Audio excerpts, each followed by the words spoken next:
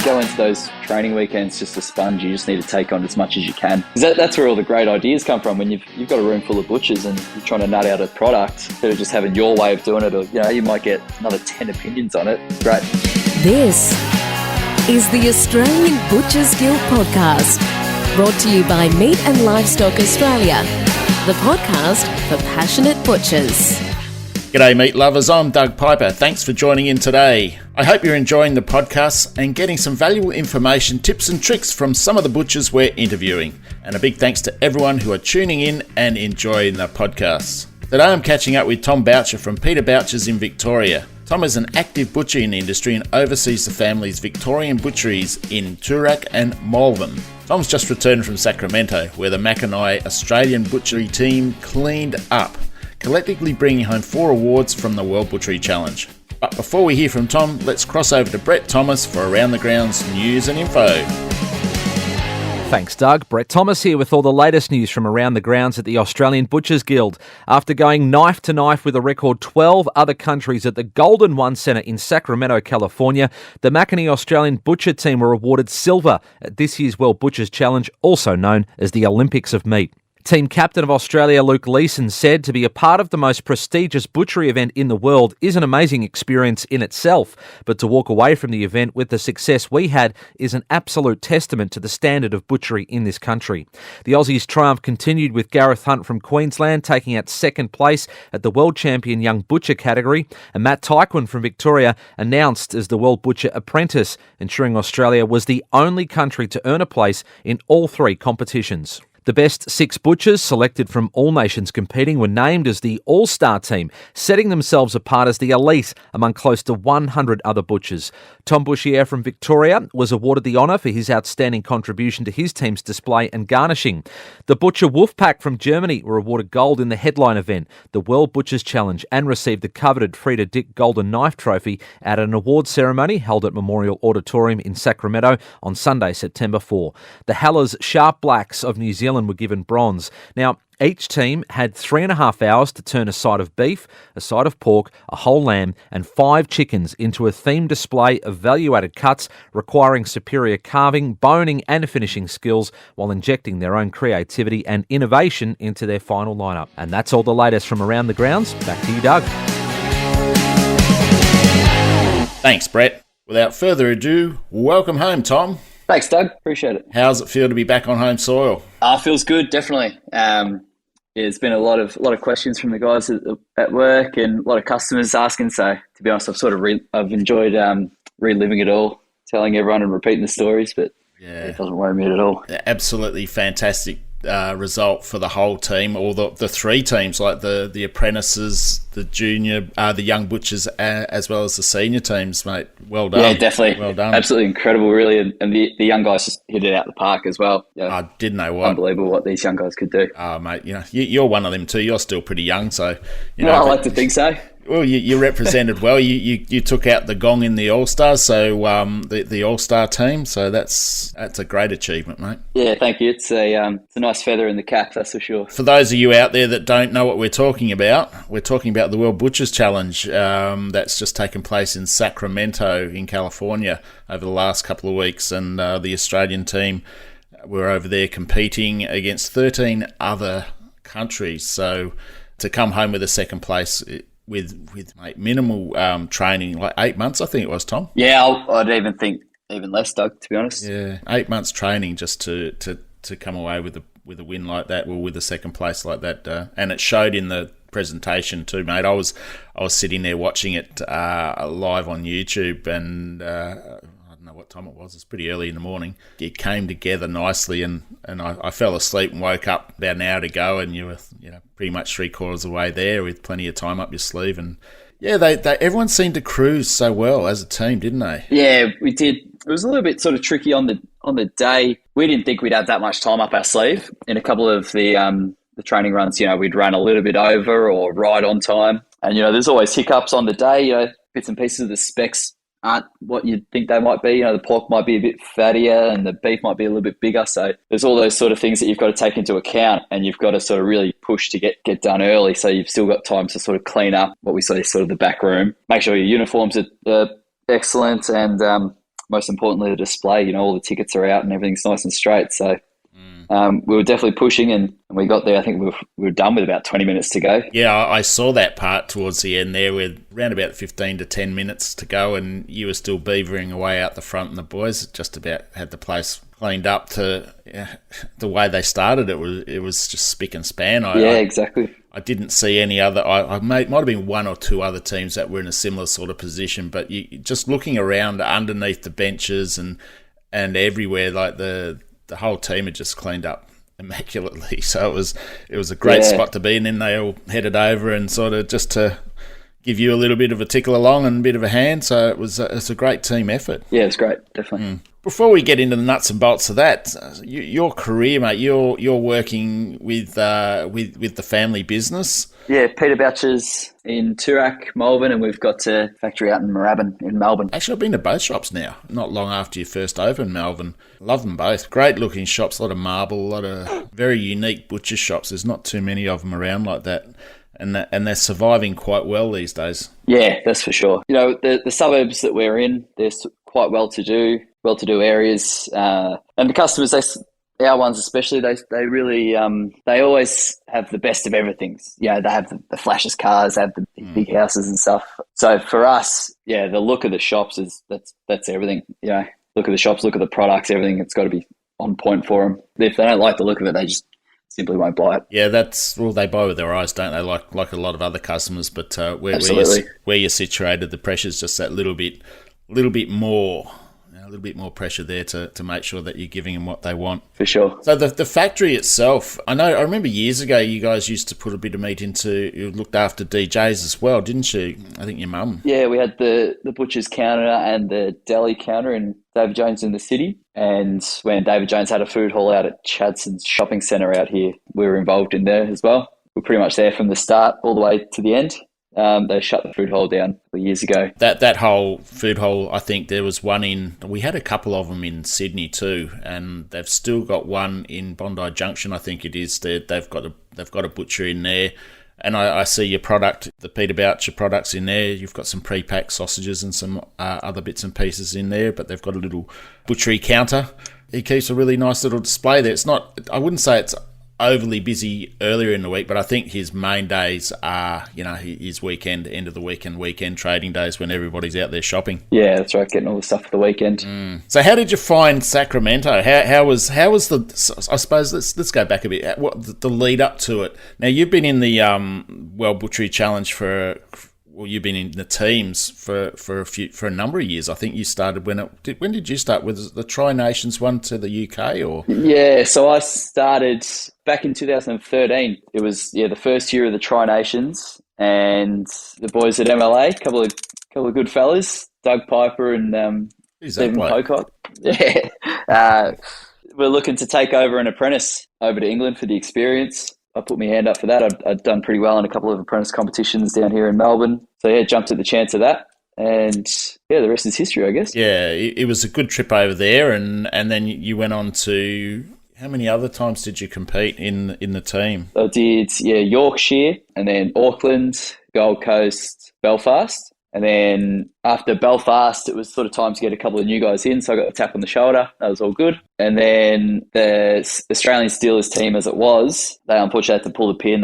The guys had a few business commitments and a few other bits and pieces on. So that team folded, as I say. And then Luke Layson and Shannon Walker got the tap on the shoulder from the World Butchers Challenge and said, look, we need an Australian team in there. Can you help us out? So, the guys put together a team at sort of last minute. And I was lucky enough to get back in there. They needed a bit of experience there with yourself and Luke both being in the team previously, and probably yourself, probably one of the younger ones there, but the one with the most experience when it came to the competition.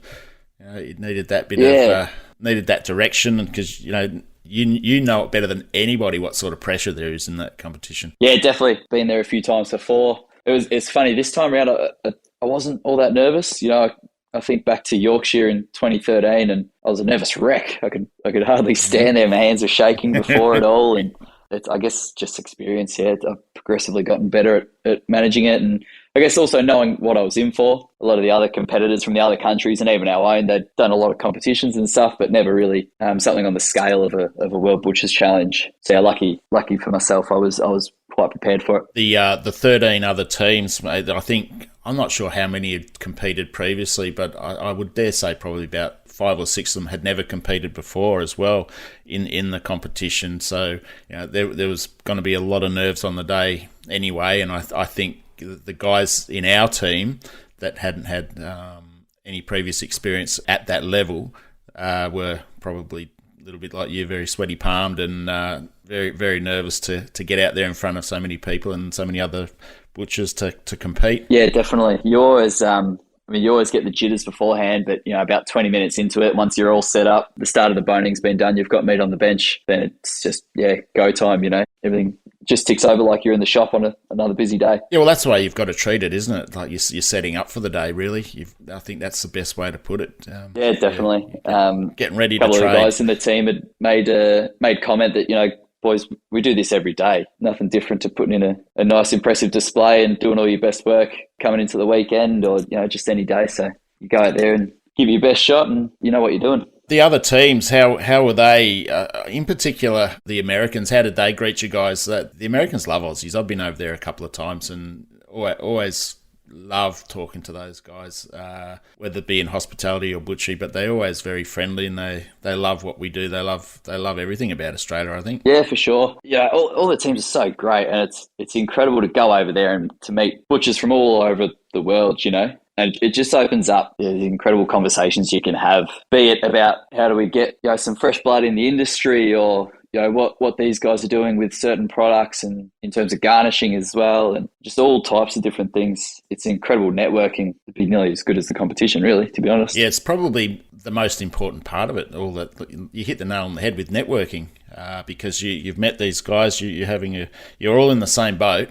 And it's good to see that Australia isn't the only country out there with labour issues, with trying to encourage new blood into the industry. But it's a worldwide pandemic there, sort of, so to speak. Definitely. It's it's incredible how all the countries, everyone's seeing the same issues. Your cost of goods, your staffing, but it's great to see what other countries are doing with it all. And the French team came over with something like 40 first-year apprentices. They flew them over all just to blood them in and so that they can experience the whole competition and to inspire them, to go on and get ready for the next one, sort of thing. Like it's incredible what other countries are doing just to, as I say, innovate and train up. Massive investment, isn't it, mate? Oh, huge, incredible. They do it properly, the French, that's for sure.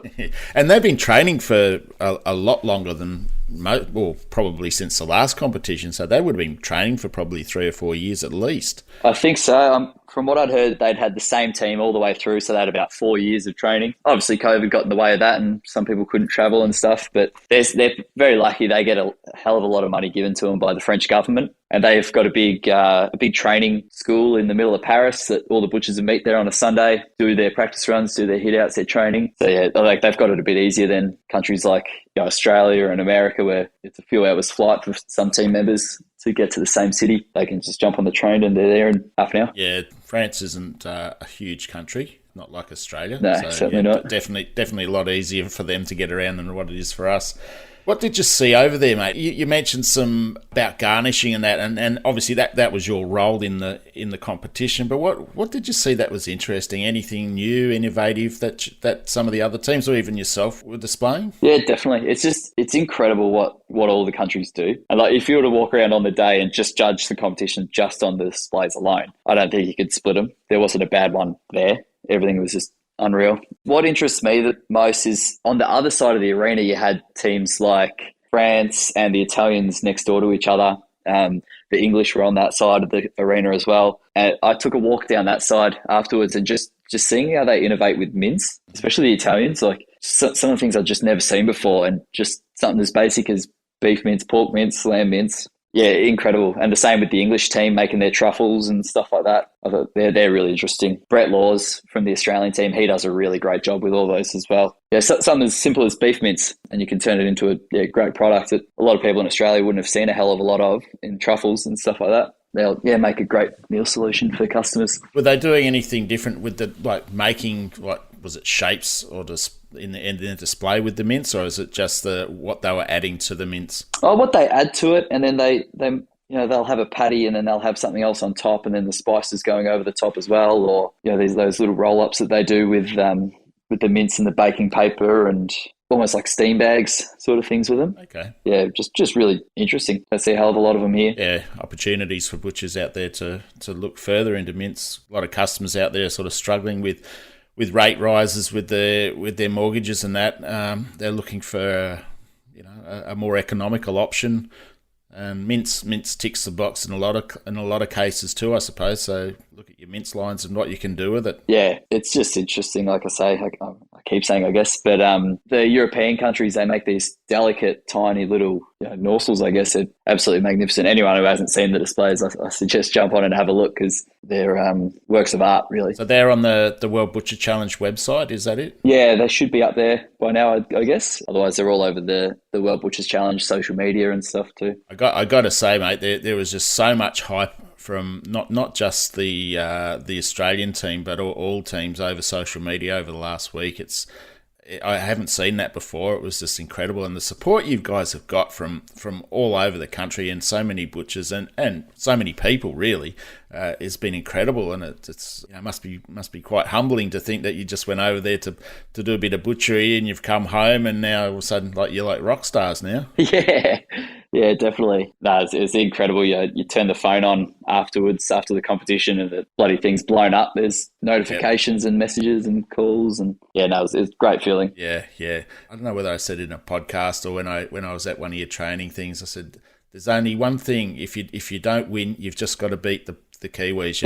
You've just got to beat it, and you just did that, and that's a good thing, because it's that trans-Tasman rivalry between us and them, and even though there's no bad blood there, but it's just nice to sort of give them a bit of stick every now and again. Nice to get one up on our cousins over the ditch. That's for sure, Doug. But especially because the Kiwis have been so good in the WBC competitions. They're really the benchmark. And to be honest, when they called out the Kiwis had come third, I thought, oh, gee whiz, where are we going to finish? So that was incredible. They do a great job over there, that's for sure. I was so relieved when they called them third. I think, I was probably a bit like you going, where are we?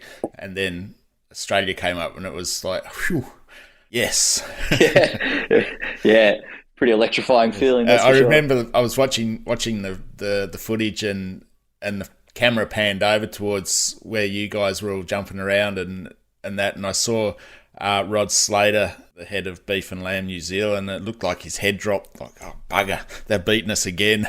I sent him a text too, and I got a reply. I said, congratulations. Yeah. Oh, mate, no, he likes me again. But I sent him a text and congratulated him on a great job that they did, putting it all together with Ashley and was it Pip as well? They did such a great job putting it all together, and he responded, which was good, all in good sportsmanship. He probably didn't want to, but he thought he'd better.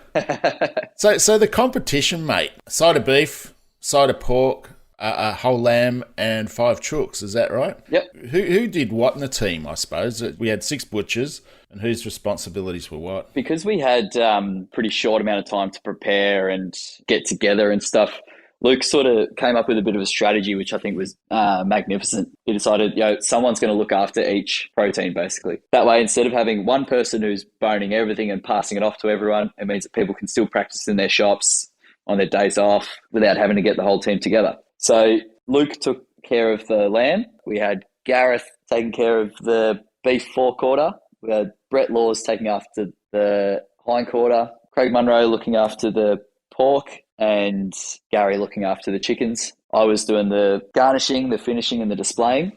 Setting up out the front, basically. When I saw the apprentice competition and I saw the pork and I saw how much fat there was there, I cringed. I thought, you poor buggers. I said, I'm just sort of looking at it going, that you've just got to work with it. How did the boys adapt to that? Because in the beginning we were told that the beef and everything was going to be a lot bigger than what we're used to in Australia.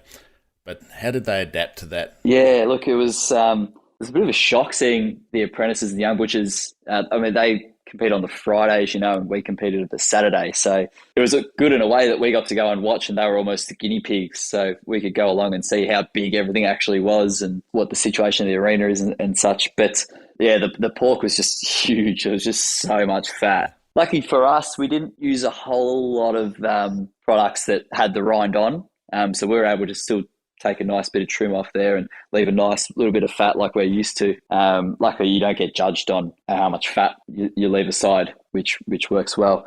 But yeah, the guys just they saw it. There's nothing you can do. You just got to adapt and sort of move on with it and get the job done, which credit to them, they did. Magnificent job. Yeah, I really felt for Craig knowing that he was doing the pork, and I thought, hopefully we're not going to get some that didn't have as much fat as what we saw in some of the young butchers and apprentices one. I remember watching one of them doing like a loin roast, and he was pulling it still had a bit of the belly on it, and he was just wrapping it around, and it was overall I think there was like nearly about 4 inches of fat as he pulled it around, and I just thought, oh mate, you should have trimmed that. But, crazy. But yeah, that's just the way it is, I suppose. You're at their mercy. Yeah, that's right. And the lamb looked pretty big as well. That looked probably close to about a 30-odd kilo lamb by the looks of it, from what I could tell. Yeah, the lamb was big and very lean. That's for sure. Yeah. I've had to cut a couple of those up over there, and they're big, and they're nowhere near as well finished as what an Australian lamb is, that's for sure. No, definitely. How did the beef go? It was a bit hard to determine how big that was. What size do you reckon the side was? I'm not 100% sure on the size, Doug, to be honest. I didn't even look, to be honest. But what I did notice is we were sort of lucky, one of the luckier teams. Our side of beef was magnificent. Beautiful cover, beautiful meat, nice little bit of marbling through it. Sort of can't say the same for some of the teams. But yeah, ours was beautiful. It was not a hell of a lot bigger, but definitely bigger than what we practiced with, that's for sure. That $50 that Shannon slipped to the delivery guys, I think that might have helped as well. He told you about that? Yeah, he told me. Give us the best.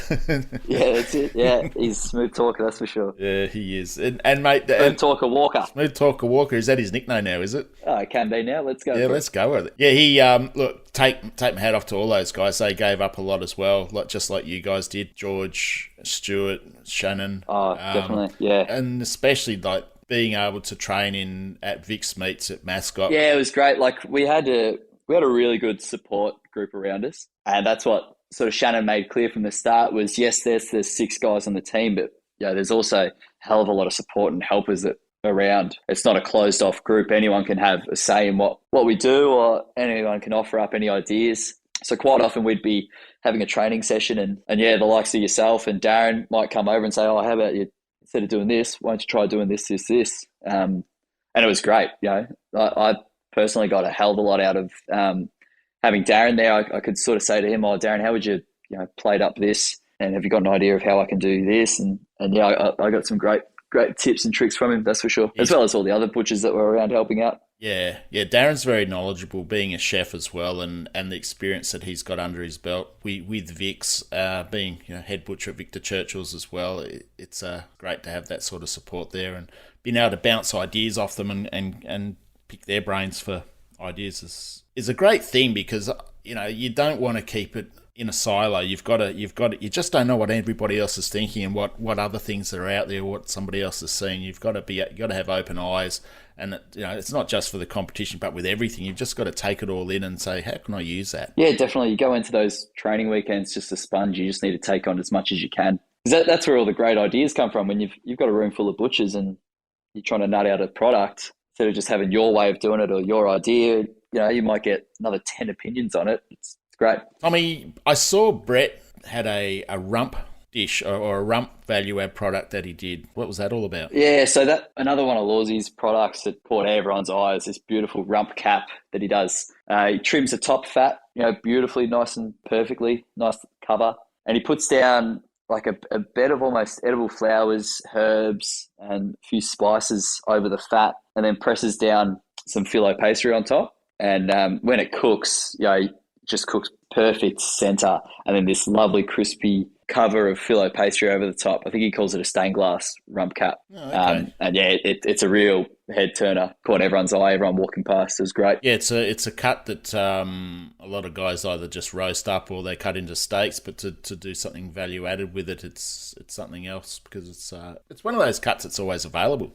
You know, they're relatively popular, but you've always got them in the shop. So why not do something different with them? I'll have to have a look at that. I'll have to get hold of Lawsy and pick his brain over a few of these things. Yeah, definitely. We had some really good beef and lamb products. Another good beef one that we put up for World's Best Beef product was actually one of my own products. I got tasked with making a product out of the T-bone, and I sort of thought to myself, like, I've had the T-bones before in a few competitions, and you know, what do? You either cut them thick and have them as a bistecca fiorentina, you know, or we've pressed some herbs and spices into the fat before. We've tried that. We've done nearly everything you could.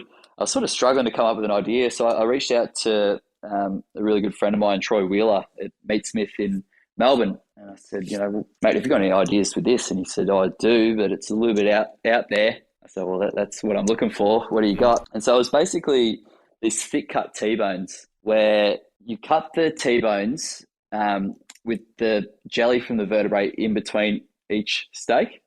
Right. And the idea behind it is, you know, when you're cooking a T-bone and the eye fillet's always dry, and then your porterhouse is always sort of a bit rare around the bone, quite hard to get an even cook. Well, the idea is with these is you fleece out the eye fillet, put that aside. You can either wrap it with caul fat, you can wrap it with pancetta, have a butter underneath, make a mignon, and you pop it back where it goes. Through the jelly, you get your needle and thread, and you can sew the eye fillet back onto the T-bone.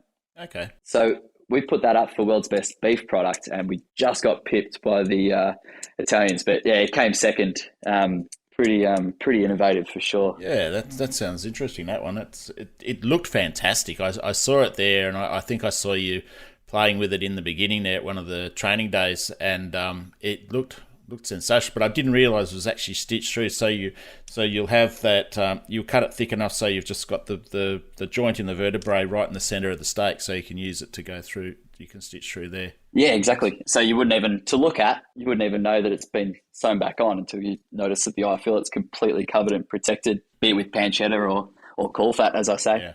Yeah. So what did you guys use caul fat, didn't you, in yours? We used caul fat in a few of the training sessions, but it was a little bit tricky. You know, with caul fat, it can be quite fiddly, especially once it gets a hole in it. It sort of rips open and you get those straggly bits. So we ended up going for a pancetta, and we made a butter out of the marrow bone butter, and popped that on top of the fillet and wrapped it in the flat pancetta. Wrap it up nice and tight, and yeah, they're pretty magnificent to eat, that's for sure. So did you have to make the marrowbone butter at the competition, or could you make that prior? Yeah, make it a competition. As part of the rules, you know, everything you bring in has to be in the state that you bought it at the supermarket or the market at the start of the competition. The judges they come around and check your tubs to make sure you haven't got anything opened or portioned or mixed up already. It's all got to be done within the 3 hours or 3.5 hours. So, and that includes all the veggies, all the garnish, everything. And everything. So what was your strong point with your garnishing? Why do you think they chose you to be in the All-Star team? What do you think? What made you stand out against the rest of the competitors at the comp? I think, Doug, it's sort of my eye for detail with all those things. A lot of guys think I'm being a bit over the top when I'll just grab that little flat leaf parsley sprig and I'll just twist it on the angle, just that slight little bit. But you know, if you've got lamb loin roast and you've garnished the top of it with, say, little tiny sprigs of rosemary or sage leaves, oregano leaves, whatever, if they're not all exactly the same, if you've got one sticking out, I don't know if it's the OCD that I've got or what it is, but I don't know. To me, that sticks out. You know, you've gone all the effort of making this perfect loin roast and get to the final finish line of garnishing, and then this tiny little bit's out, then no good. Yeah, I understand what you mean. So I think, my eye for detail on those sort of things, as well as a few of the techniques that I've picked up along the way, that might have helped me get over the line onto the All-Star team. That's great. You never stop learning, do you, mate? You guys all probably would have picked up at least one or two different things and bring them home, and you know, to either implement into your own businesses or to share out there. You know, everyone's always learning, aren't they? Oh, definitely. Like my old man, he's said that his whole life. He's over there. He was over there with us. He was judging in the Young Butchers competition. And he was probably, he was getting around to the teams more than most competitors were, I'd say, just asking these blokes how they're doing their small goods, how they're boning this, what they're doing with that. You know, you take it on, and like he's been in the industry all these years and he's still learning, you know. It just goes to show that, like you say, you never stop learning. It's one thing, you've got to keep your eyes open, and there's some blokes out there that have got a wealth of knowledge there and they're keen to share it. So yeah, and never be too scared to ask a question either, I suppose. You know, you've got to ask it, otherwise you'll never find out. The only silly question's the question not asked, Doug. Spot on, mate. Spot on. Well said. Well said. So what's the plans now? You guys are all back in Australia now. You had your little holiday in Vegas. Is Vegas still standing, or did you do a bit of damage there? I unfortunately didn't get to Vegas. Oh, you didn't? No. When we booked the flights and everything, we were a bit short-staffed at the shop, and one of our managers is away, so I had to hightail it back to Australia as soon as I could. But yeah, the boys kicked on and celebrated for a few days over in Vegas. Mm-hmm. Which looked incredibly fun, and I'd be lying if I said I wasn't a little bit jealous. But I think it's back to reality for everyone now. Everyone's back in the shop. Yeah. I've had a couple of chats with Shannon, and you're the. I think I had a couple of emails from Gareth, but you're the only one that I've actually physically spoken to apart from Shannon so far. So I gather they're all head down, tail up, trying to keep businesses going. Yeah, that's right. And what's the plans for you in the future, mate? You going to continue? You want to put your hand up for the next round, or any advice you can give anybody out there who'd like to get involved with the competition? Yeah, I'd like to go again, Doug. That's for sure for myself. The first few years of the competition, I was an apprentice or just a young bloke, so I didn't get a hell of a lot of say into it all. But these last sort of couple of years, I've found I've really hit my stripes, and I've got a couple of great ideas. But having said that, if I don't make it back in and someone else does, I've got a hell of a lot of ideas for next time, that's for sure. Anyone who's wanting to get into the competition, there's an application sort of process, I guess, where guys will try out for the position in the team, be it boner, breaker or slicer, value adders or finisher and garnisher. And it's open to literally anyone. Anyone can sign up. I believe the process is getting in and doing a display on the day with the other applicants and showing what they've got. I think that was one of the things that we did a few years back, where we had about half a dozen odd butchers that were trying out for a couple of positions with the previous team. And yeah, look, I suppose if you're really keen, you'll follow the World Butcher Challenge pages and the socials for the Australian team, and a lot of this information will be filtered out, I suppose, over the next year, I would imagine. Give the dust time to settle and from this competition and start keeping your eye out for all sorts of information that's coming forward. And if you think you've got what it takes, put your hand up and have a crack. But it's a huge commitment, mate. Big commitment, that's for sure. A lot of time out of the shop and a lot of time in meetings and stuff like that, just team meetings, that is. But it's an incredible experience. I've got to travel the world basically with this. It's incredible what it's done, really, to be honest. It's a great opportunity for anybody to put their hand up and have a crack and to make it onto the team. Go and see parts of the world that you never have before. That's right. It's a brilliant thing. Yep, for sure. I couldn't agree more. What's on for the rest of the week, mate? Back to work? Back with the knives on, or? Back to the shop. I'm at Toorak at the moment. I'll probably head up to Malvern Central, see what the boys are doing up there. And then we've got grand final week next week, so AFL grand final. So yeah, it'll all be happening then. Well, I suppose by the time people hear this, Collingwood will be premiers. Well, I wouldn't have thought, Doug. All right, mate. Look, thank you very much for your time. I really appreciate catching up with you. And I'll look forward to seeing you in the shop over the next few months. I'll try and get down there before Christmas. No worries, beauty. Thanks, Doug. Great chatting. Good on you, Tomo. Thanks a lot, mate. Thank you.